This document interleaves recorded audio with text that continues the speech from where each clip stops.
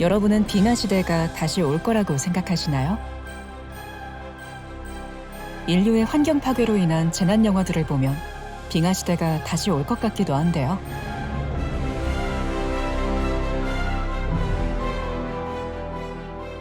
하지만 빙하 시대가 그렇게 쉽게 오진 않을 것 같습니다.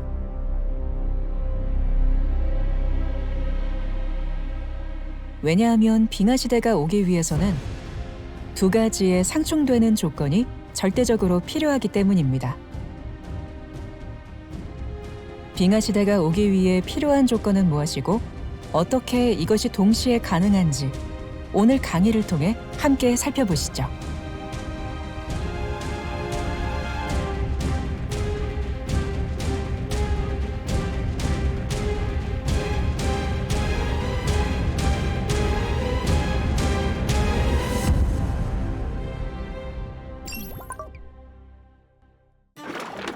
지난 시간에 노아 홍수와 빙하시대 연관성을 다루며 빙하시대 발생 시기가 노아 홍수 이후라는 점을 배웠습니다. 특별히 노아 홍수 동안 일어난 화성활동으로 인해 대양 온도가 높아졌던 과정을 기억하세요? 홍수 직후에 따뜻한 대양이 증발하면서 지구 전체에 골고루 비가 내렸던 시기, 바로 수면 사막에 대하여 다루었습니다. 빙하시대 퍼즐 조각 가운데 두 개를 맞춘 겁니다. 이번 시간은 퍼즐 조각 가운데 빙하시대 과정에만 초점을 맞추겠는데요. 특별히 빙하시대의 시작과 절정에 대하여 배우겠습니다.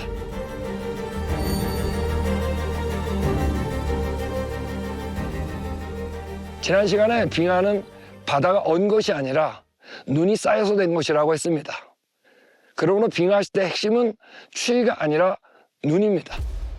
즉 빙하시대는 춥기만 했던 시기가 아닌 눈이 많이 내렸던 시기를 말하는 겁니다. 그것이 바로 빙하시대를 풀어나가는 실마리입니다. 자, 그러면 빙하시대가 도래할 만큼 광역적으로 눈이 내리기 위해서는 두 가지 조건이 갖추어져야 합니다. 하나는 차가운 대기입니다.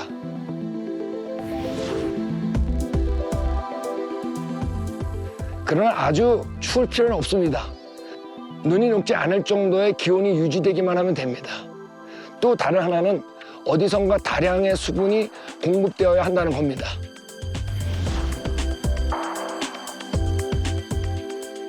대기 온도가 낮으면 대양 온도가 같이 낮아지는 것이 일반적입니다. 즉 대기와 대양 온도가 비례하는 거죠. 그러나 빙하시대는 이와 다르게 대기 온도는 낮지만 대양 온도는 높아야 하는 반비례 관계를 그려봐야 합니다. 그래야 광역적으로 내리는 강설에 대해 설명할 수 있기 때문입니다. 이 두 반비례 조건이 빙하시대 이론을 만들 때 가장 어려운 부분입니다.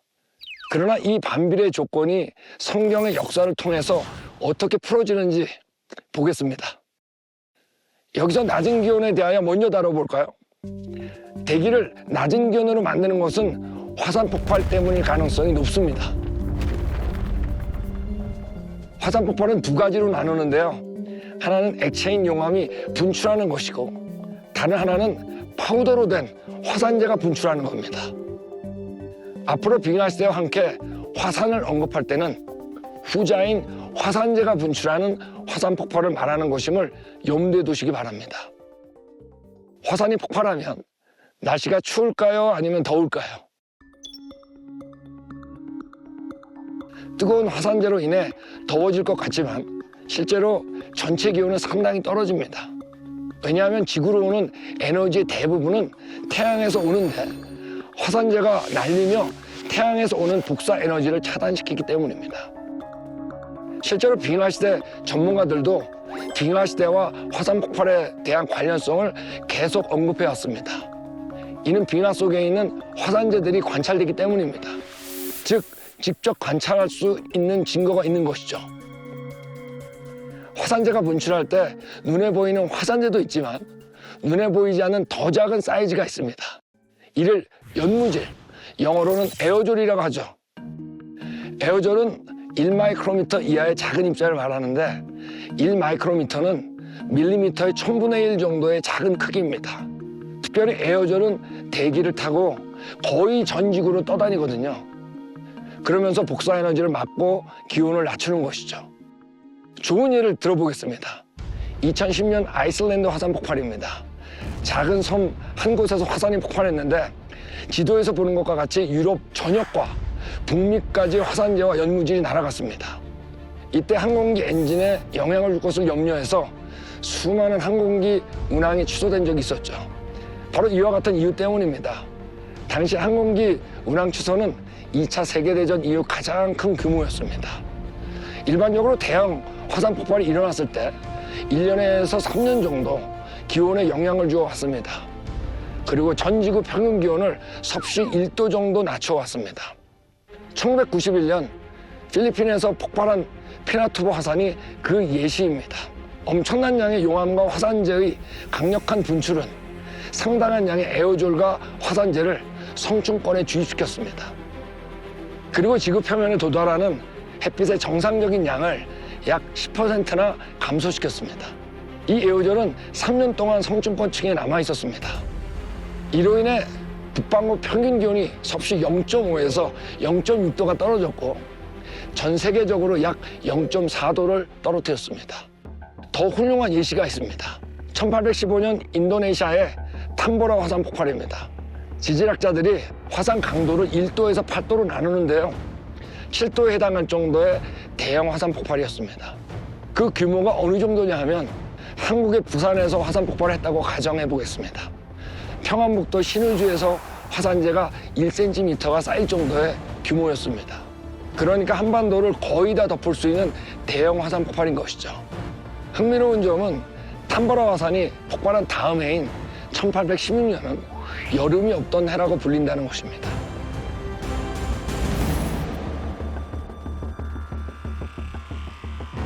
그해 미국 북동부는 여름에 섭씨 5도까지 떨어졌고 6월에 눈이 내리기도 했습니다. 7, 8월에는 농작물이 얼기도 했습니다. 캐나다 퀘벡에서도 6월에 30cm의 적설을 기록했습니다. 이와 비슷한 기록이 유럽에도 남아 있습니다. 대부분의 기후학자들은 이런 낮은 기온은 단지 탐보라 화산 폭발 하나 때문만이 아니라고 보고 있습니다. 당시에 3년 동안에 대형 화산이 연달아 폭발했거든요.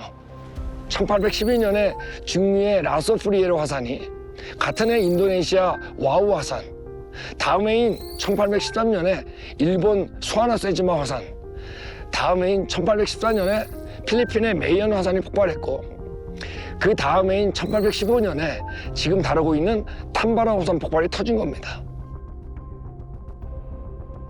즉 이들의 연속적인 화산 폭발로 인해 화산재의 연무질이 대기 중에 누적되어 있었던 것이죠. 그렇다면 여기서 궁금한 점이 하나 있죠. 빙하세를 이끌 만큼의 대규모 화산 폭발이 존재하는가입니다. 실제로 지구상에 대규모 화산 폭발의 가능성이 있는 화산들이 정말 많이 보고되어 왔습니다. 그중에 미국에서 발생한 대규모 화산 폭발을 먼저 다뤄보겠습니다. 캘리포니아주에 있는 슈퍼볼케노, 초대형 화산인 롱밸리 칼데라가 있습니다. 칼데라는 움푹 파인 분화구를 말합니다. 일반적으로 화산 폭발이 일어나면 순간적으로 그 내부에 공간이 생기기 때문에 중력에 의해서 함몰되어 움푹 파이게 됩니다. 백두산 천지나 제주도 백록담도 마찬가지로 움푹 파여 있죠. 롱밸리 칼데라도 가운데 함몰되어 지금은 호수가 되었습니다. 장경이 무려 30km나 됩니다. 백두산 천지는 5km, 한라산 백록담은 600m 정도라면 이 분화구의 크기가 얼마나 큰지 아시겠죠? 이곳이 해발 2000m 정도인데 영상에서 보듯이 분화구 안에 도시를 잇는 큰 도로가 나 있을 정도입니다. 재미있는 것은 분화구가 너무 커서 지나가는 대부분의 사람들이 이곳이 분화구인지 모르고 다닌다는 것입니다. 그렇지만 지질학적으로 워낙 유명한 곳이기 때문에 지질학적 설명을 한 안내판이 세워져 있습니다. 여기서 분출한 화산재가 텍사스 근처까지 날아간 그림 보이시죠? 텍사스는 여기서 1500km 정도 떨어진 곳입니다. 그 위력도 20세기 최대 화산 폭발 중에 하나인 세인트 헬렌 산에 적어도 2500배라고 써 있습니다.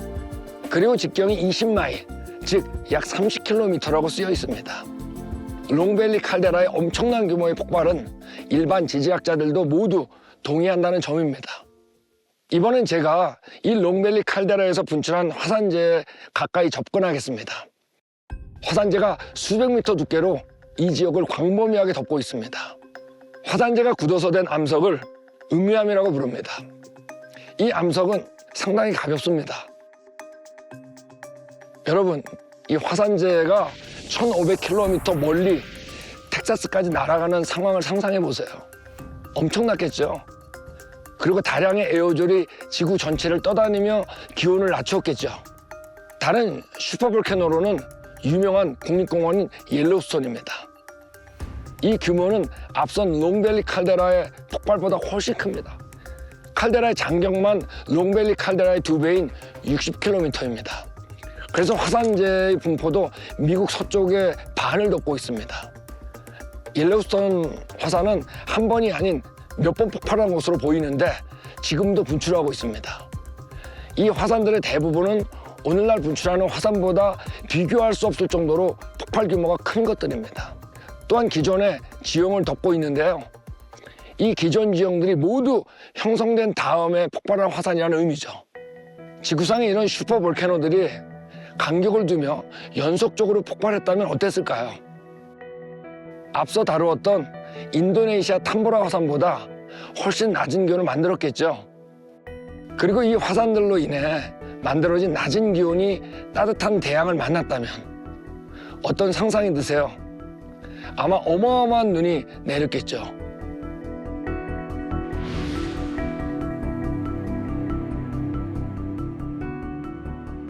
이제 낮은 기온을 이끌었던 화산 폭발에 이어 높은 대양 온도를 다루겠습니다. 높은 대양 온도는 빙하 시대가 일어나기 위한 필수 조건입니다. 그런데 이 조건은 빙하 전문가들에게 아주 어려운 부분입니다.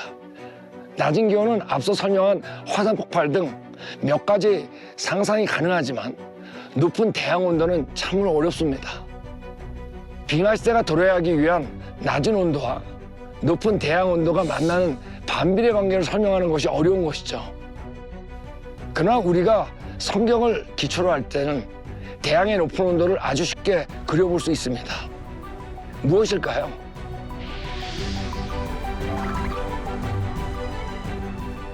지난 시간에 다루었던 홍수 직후의 수변 사막입니다.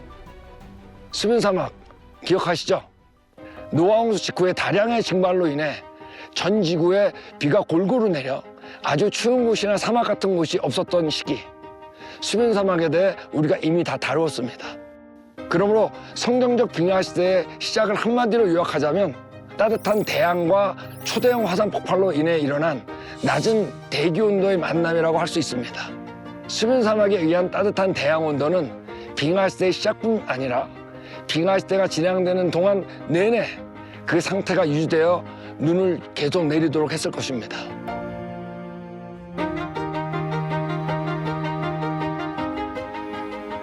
진화론자들은 빙하 시대가 수백만 년 걸린다고 주장합니다. 과연 그럴까요? 빙하 시대 두께를 통해 접근해 보겠습니다.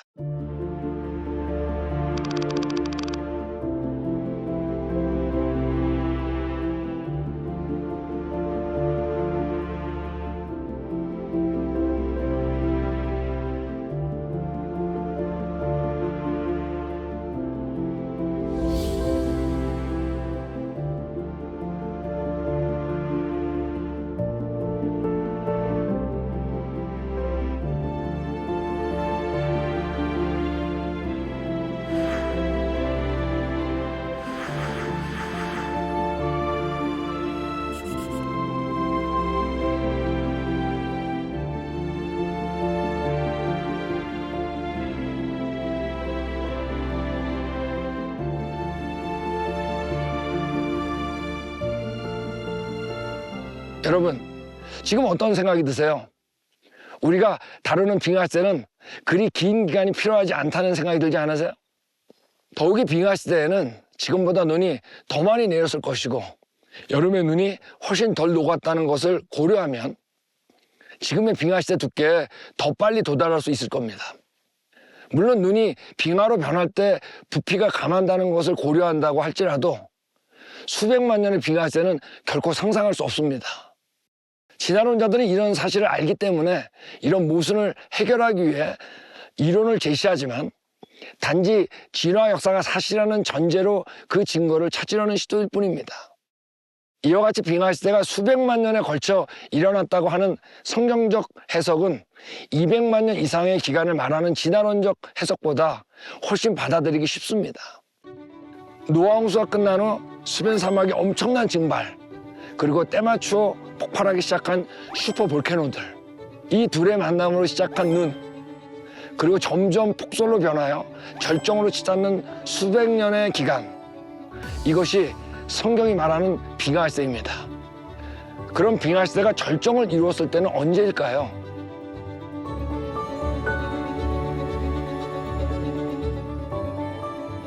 눈이 많이 내렸을 때겠죠. 바로 낮은 기온을 일으키는 화산 폭발과 증발의 원인인 대양의 온도가 적절한 조화를 이루었을 때가 절정이겠죠. 그렇다면 빙하시대가 절정에 도달한 다음은 어떻게 될까요? 즉 화산재가 모두 가라앉아 오늘날 기온과 비슷해지며 빙하가 녹기 시작했겠죠. 바로 해빙이 시작된 겁니다. 해빙 때 어떤 일이 일어날까요? 산 위에 쌓였던 수백 미터 두께의 빙하가 중력에 의해 움직이며 기존 지형을 변형시켰겠죠. 이것이 격변적 침식 과정입니다. 이 격변적 해빙 과정이 다음 시간에 다룰 주제입니다. 빙하시대와 해빙을 다룰 때 등장하는 중요한 사건이 바벨탑입니다. 이때 하나님께서 언어를 혼잡시켜서 인류를 흩으셨잖아요. 과연 빙하시대와 바벨탑 사건이 무슨 관련이 있을까요? 이것이 빙하시대의 묘미입니다. 다음 시간에 뵙겠습니다.